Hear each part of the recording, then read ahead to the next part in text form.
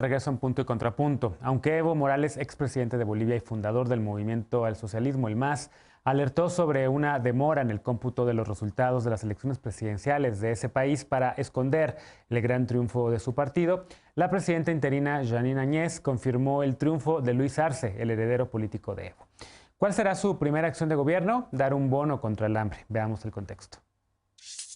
Luis Arce, candidato del Movimiento al Socialismo, partido fundado por Evo Morales, ganó las elecciones presidenciales de Bolivia. Arce, 2 veces ministro de Economía y Finanzas Públicas durante el gobierno de Morales, ganó contra todo pronóstico en la primera vuelta con 52% de los votos. En un mensaje publicado en redes sociales, la presidenta interina Jeanine Áñez señaló que, aún sin tener el cómputo de los votos, los datos permitían confirmar el triunfo del MAS. El triunfo se da casi un año después de la renuncia de Morales a la presidencia, orillado por las protestas contra su intención de buscar un cuarto mandato luego de 14 años de gobierno. A la dimisión de Morales siguieron la del vicepresidente, la presidenta del Senado y el primer vicepresidente del Senado, lo que dio la oportunidad para que Áñez, segunda vicepresidenta del Senado, asumiera la presidencia interina. Durante este año, Evo Morales se mantuvo en el exilio, primero en México y ahora en Argentina. Aunque manifestó sus intenciones de postularse nuevamente, el Tribunal Supremo Electoral lo inhabilitó como candidato. Este lunes anunció su regreso a Bolivia, aunque adelantó que no tiene pensado asumir ningún cargo y que será agricultor o pequeño productor. El Movimiento al Socialismo también ganó la Cámara de Senadores y Diputados. Punto y contrapunto. Tercer tema a discutir. Ana Montaño, ¿cómo ves el regreso de Evo Morales y de su partido, el MAS, a Bolivia? ¿Cómo ves el triunfo de Luis Arce y la reacción de Jeanine Áñez? Y sobre todo, si quieres, No, también, tú como internacionalista y del tema de la OEA, que seguramente también lo querrás comentar. sí, por supuesto. Pues muy contenta con los resultados electorales. La verdad es que me hizo remitirme un poquito a 2018 en México, desde, bueno, la contundencia, el triunfo de Luis Arce y, bueno, todo el contexto previo del golpe de Estado y lo que implicó como remontar a la derecha, ¿no? Bueno, en México el caso del fraude electoral 2006 y en 2012 también la derrota y pues bueno, en Bolivia este fraude, este golpe de Estado que se dio hace un año y bueno, que ha marcado completamente el país. También esta reacción como temprana, ¿no? De Jeanine Áñez me recordaba un poquito ahí a cuando salió MIR, antes incluso que el INE, a reconocer el triunfo de Andrés Manuel. Entonces, bueno, un poquito ahí encontraba yo algunas similitudes con este triunfo de 2018. Pero bueno, efectivamente creo que pues bueno, es una contundencia impresionante. A mí me da la impresión de que esta falla en el cómputo inicial pues a lo mejor nos habla de algo que tenían preparado por ahí para algún ala del gobierno golpista para desconocer los resultados, pero que ante la contundencia del triunfo del MAS, pues no tuvieron más opción y eligieron el camino que también eligió el PRI en México de pues ser como los buenos perdedores, ¿no? Y de reconocer y de quizá tener como algún beneficio político, es decir, ante la opinión pública al presentarse como personajes democráticos, ¿no? Y efectivamente creo que esto, pues bueno, pone revela completamente lo que sucedió con el golpe de Estado, lo que se denunció desde Bolivia y desde muchos países de América Latina, México incluido, un golpe de Estado orquestado por la Organización de Estados Americanos, ¿no? Bueno, dirigido, financiado de muchas maneras. La verdad es que esto es impresionante. En muchísimos ya académicos a partir de ya también de este año se han estado revelando los informes, ¿no? Y justamente leía yo hoy bueno, que la contundencia ya al revelar los votos que hubo en la elección de 2019 en las casillas que la OEA presentó como como pruebas para en teoría, el fraude electoral, Claro. pues bueno, fueron contundentes este año también, ¿no? Entonces, bueno, yo creo que, híjole, Almagro también sale e inmediatamente felicita y demás, pero yo creo que sí es muy importante, pues que se revise y que se investigue a la OEA, ¿no? Por parte de Claro. los tribunales internacionales, pues bueno, esta operación internacional de una total intervención dentro de la vida democrática de un país latinoamericano, y el financiamiento, ¿no? Por parte de todos los estados que somos miembros de la Organización de Estados Americanos, finalmente, que se usó este financiamiento. Sin duda. Alejandro, ¿ves también similitudes entre México y Bolivia como Ana? ¿Cuál es tu lectura del regreso del MAS al poder? Pues sí, los resultados son tan contundentes como los de 2018. En primera vuelta, 53% de los votos y una diferencia de alrededor de 30 puntos porcentuales respecto al segundo lugar. Algo que restaura el orden democrático. Y digo patético, lamentable. Me quedo sin adjetivos para describir el papel de la OEA en este país. Un papel intervencionista, colonialista, que era el peón de los intereses de Washington en la región, una elección o un golpe de Estado auspiciado por la propia OEA y también con intereses claramente geopolíticos por apropiarse de los recursos naturales. Y esto es clarísimo. Yo quisiera enfocarme en esto. Caen los golpistas en Bolivia e inmediatamente caen las acciones de Tesla, que es empresa dependiente de litio que tenía intereses en Bolivia.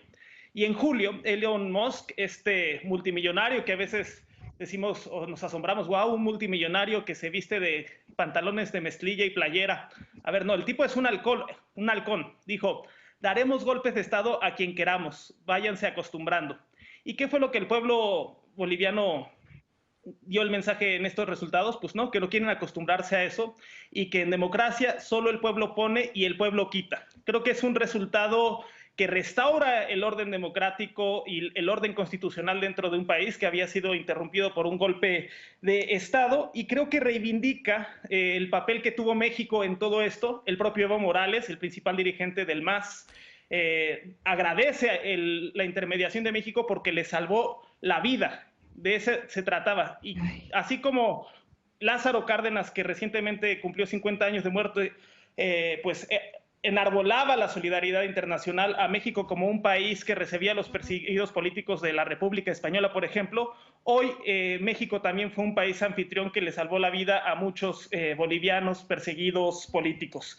Y tendrán que morderse la lengua aquí los analistas que decían que el pueblo repudiaba a los gobiernos populistas y demagógicos. Realmente el candidato de Áñez, o sea, de los golpistas fascistas, solo obtuvo un 10% de votos. De esa dimensión es este grupo tan antidemocrática y fascista, pero que hace mucho ruido y que es muy engrandecido por medios de comunicación. Claro. Ana Villagrán, ¿cómo ves este triunfo de Evo Morales? En Acción Nacional muchos estaban apoyando la postura de la OEA y de Almagro y del respaldo también a Yanine Áñez. ¿Cómo lo ves tú? De entrada decir que nunca voy a entender cómo la gente de izquierda siempre se victimiza. Yo no creo en las teorías de conspiración que presentan de la OEA. Por supuesto, respeto muchísimo a quienes lo emiten, o sea, porque es su opinión y pues seguramente parte de análisis, de información pues que yo no tengo.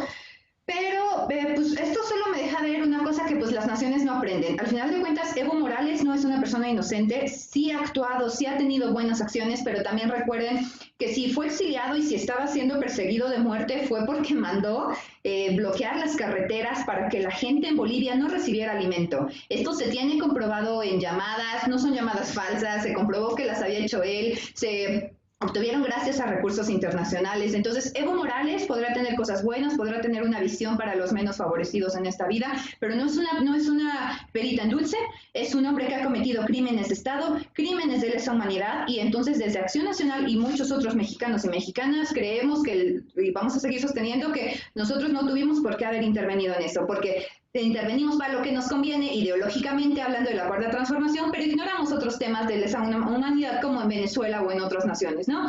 Entonces, pues yo creo que a Luis Arce, con el contundente 52.4% que obtuvo de la gente que votó, porque tampoco sabemos cuánta gente, el nivel de abstencionismo que hubo en Bolivia por el tema del COVID, pero bueno, se le tiene que dar el reconocimiento democrático, viene de un proceso limpio, y algo que a mí me hicieron ver en el Comité Ejecutivo Nacional, ayer, fue que si Yanine Áñez, Carlos Mesa y Luis Fernando Camacho se hubieran unido, hubieran hecho alianza, como se pretende hacer, por ejemplo, como muchas voces están llamando a que ocurra aquí en México, pues lo hubieran ganado, porque obtuvieron 10, 14 y 26% y fácilmente hubieran superado a Luis Arce. Digo, lo pasado, eso no ocurrió, pero pues nada más también señalar que Carlos Mesa, el expresidente y candidato de la Comunidad Ciudadana, que señala que si Evo Morales regresa a Bolivia, pues va a tener que ser juzgado por los crímenes que hoy pretenden ignorar mis compañeros. Mira, levantaron la mano al mismo tiempo Montaño y Alejandro, pero déjame ir primero con Martín, que no lo hemos escuchado.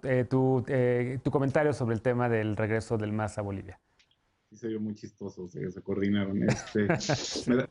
A ver, a mí sí me da gusto que haya vuelto un poco en la normalidad democrática en Bolivia, porque sí fue un golpe de Estado, con todas sus letras, y no me gustaba nada el estilo ni la ideología de la presidenta, nada. Ahora, eso no subsana lo que siempre he dicho, que yo creo que hay un vicio de origen con Evo Morales, que es el intento de reelección que burlaba la Constitución, que burlaba el referéndum. O sea, todo eso no se subsana, ¿no? Ese vicio siempre lo va a tener, y a mí me da mucha pena porque yo me acuerdo de la primera elección de Morales, yo estaba muy emocionado, era, o sea, pues el primer personaje de ese estilo que se elegía en América Latina, y la esperanza fue enorme. Ahora, ¿qué es lo que espero que haga Luis Arce? Que parece que ya lo está haciendo. Ahorita leí una entrevista en El País donde dijo, el que va a mandar soy yo. Eso no es casual, ¿no? Los mensajes yo creo que cuentan mucho en política. Además, es una formación totalmente distinta. Evo Morales, aunque fue su ministro, tiene una ideología propia, es economista, y yo creo que sabe por qué momento está pasando el mundo, ¿no? Ya no es esta dicotomía de la Guerra Fría, sino hay una cosa que debemos entender todos los que creemos en la izquierda, que es necesitamos institucionalizar la izquierda para no depender de una figura. El gran problema de América Latina con la izquierda es que dependemos de figuras y no sabemos trascenderlas. Y eso siempre nos ha pasado. Y por eso a mí no me gusta lo que está pasando con Morena y López Obrador, pero ese es otro tema. Ahora, lo que dice Ana, mucha gente creo que sí lo ha argumentado de que la derecha se dividió, pero ahí el argumento que decía Alejandro y Ana, que yo estoy de acuerdo, es que el voto no es transitivo. No es cierto que si sumas todos te da exactamente el 54%. El voto no es transitivo, las preferencias de las personas, desde Dorset se sabe, eso no pasa.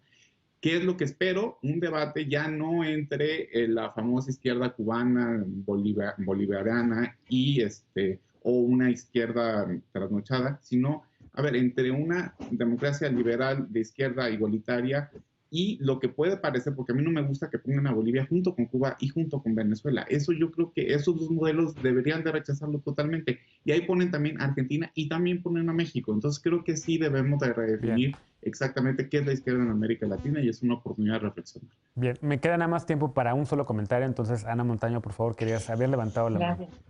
Pues digo, me llama la atención que esa sea la lectura que le da el CEL del PAN. La verdad es que, bueno, pues si siguen pensando así, ya veremos los resultados en 2021. Efectivamente, ni son transitivos, y además creo que pues esto es no entender lo que tiene que ver, y que es justo lo que decimos desde hace muchos años, ¿no? No entienden que no entienden, efectivamente, no están leyendo las necesidades populares, ¿no? Creo que el triunfo del MAS con esta contundencia en Bolivia señala precisamente el hartazgo que tuvo el pueblo boliviano de verse engañado, de sentirse completamente abusado por esta derecha que, como bien mencionaba Alejandro, representa únicamente el 10%, ¿no? Y decir, bueno, y estos son los que vienen a gobernarnos y a decir lo que se tiene que hacer, y este es el empuje que saca al pueblo boliviano a votar, ¿no? Entonces, efectivamente, pues ojalá, bueno, yo lo veo como un triunfo para la patria grande, como lo decimos en la izquierda, y sin duda hay mucho que reflexionar, y ojalá ahora con este nuevo gobierno en Bolivia, pues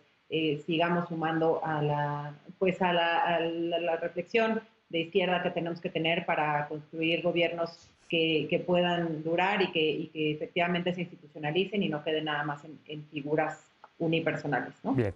Bueno, se acabó lamentablemente el tiempo. Lo siento, Alejandro. Para el jueves te regresamos la voz para poder hablar del tema de Bolivia. No, nada más, 50 es la mitad y 50 es la mitad de los votos, y el MAS obtuvo 53, ni sumados le ganaban, pues. Bueno, ahí está. Hacemos una pausa y regresamos para despedirnos de las y los panelistas de esta noche y con la paparrucha también de este martes. No te vayas.